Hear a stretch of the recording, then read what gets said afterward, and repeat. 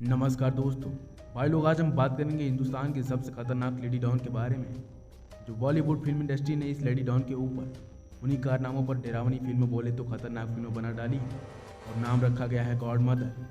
वह इतनी खतरनाक थी कि पुलिस रिकॉर्ड में उसके खिलाफ कई संगीन मामले दर्ज थे। कहा जाता है कि 1 से 2 8 फुट क्रिमिनल लोग के साथ मिलकर वो गैंग चलाती थी। उस गैंग का मुख्य धंधा मर्डर और किडनैपिंग था। आज हम बात कर रहे हैं देश की पहली महिला गैंगस्टर की, जिसके गैंग वॉर के काले कारनामों की वजह से इस गैंग के ऊपर 525 अलग अलग शहरों में संगीन मामले दर्ज हैं। भाई लोग, संतोष बेन को जानने वाले बताते हैं कि वे बहुत ही कम शब्दों में बात करती थी और ज़्यादातर अपनी आंखें नीचे झुकाई रहती थी और किसी से बात करते वक्त अपने हथेलियों को हिलाती रगड़ती रहती थी और सिर्फ तीसरी कक्षा तक पढ़ी थी। संतोष बेन जडेजा गुजराती भाषा में ही बात करती थी। एक साक्षात्कार बोले तो इंटरव्यू में संतोष बेन ने बताया कि मैं बिना लोगों के बीच जाकर भाषण दी और कैमरे के सामने फोटो बिना खिंचवाई और एमएलए बन गई। 80 से 90 के दशक में गुजरात की लेडी डॉन संतोष बेन जडेजा की गैंगस्टर बनने की कहानी किसी फिल्मी हीरो से कम ना थी।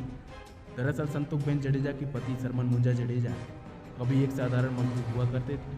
उस वक्त के भारत के सबसे अमीर उद्योगपति में से एक बोले तो नानजी कालिदास मेहता, जिनके मिल में हड़ताल लग गई थी। उन्होंने हड़ताल तोड़ने के लिए स्थानीय गैंगस्टर देव और गर्जन वाघेर को हायर किया। इनके आतंक से अक्खे पोरबंदर के लोग डरे और सहमे हुए थे। एक दिन मेयर गलियारों में गर्जन वाघेर का सामना सरमन मुंजा से हुआ। सरमन मुंजा ने सरेआम उसका कत्ल कर दिया। कुछ ही दिनों बाद देव वाघेर का शरीर कालिदास मिल्स के गेट के पास लटका मिला।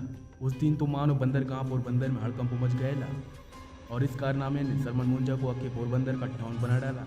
किंतु जब वो पांडुरंग आटवाले के संपर्क में आया तो जुर्म का रास्ता मानो जैसे छोड़ ही दिया और अपने ज़िंदगी को एक नए सिरे से जीना चाहता था। तभी 1986 में केशव काला गैंग ने सरमन मुंजा का कत्ल कर दिया। बस यहीं से शुरू होता है सरमन मुंजा की पत्नी बोले तो संतोष बेन गैंगस्टर बनने की कहानी। पति के हत्यारों ने धमकी दी कि संतोष बेन के बेटे को भी अब मार डालेंगे, तो अपने बच्चों को बचाने के लिए इस महिला ने पहली बार हथियार उठाई थी। संतोष बेन ने सबसे पहले अपने पति के हथियारों को सफाया कर डाला और धीरे धीरे उस इलाके में खूंखार गैंगस्टर बन गई। कहा जाता है कि संतोष बेन ने ही 14 हत्याएं करवाई थी। उस क्षेत्र में फिरौती हो या फिर मर्डर, तस्करी हो या फिर वसूली, जुर्म की हर गलियारों में संतोष बेन का ही सिक्का चलता था।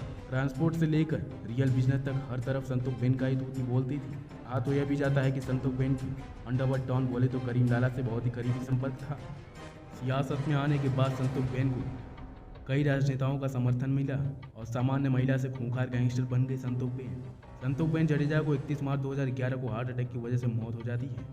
भाई लोग, अगर आप लोग इसी तरह की धाकड़ वीडियो देखना पसंद करते हो तो हमारे चैनल का फाड़ दो सब्सक्राइब बटन और चिरकुट जैसा है ना वो घंटी, उनकी तो पुंगी बजा डालो। इसी तरह भाई लोग अपने छोटे भाई को सपोर्ट करते रहो, वीडियोस देखते रहो, एक से बढ़कर एक धाकड़ वीडियो अपन लाता रहेगा। चलो भाई लोग, अपन कर रहा मिलते हैं फिर एक जल्द ही अगली वीडियो में।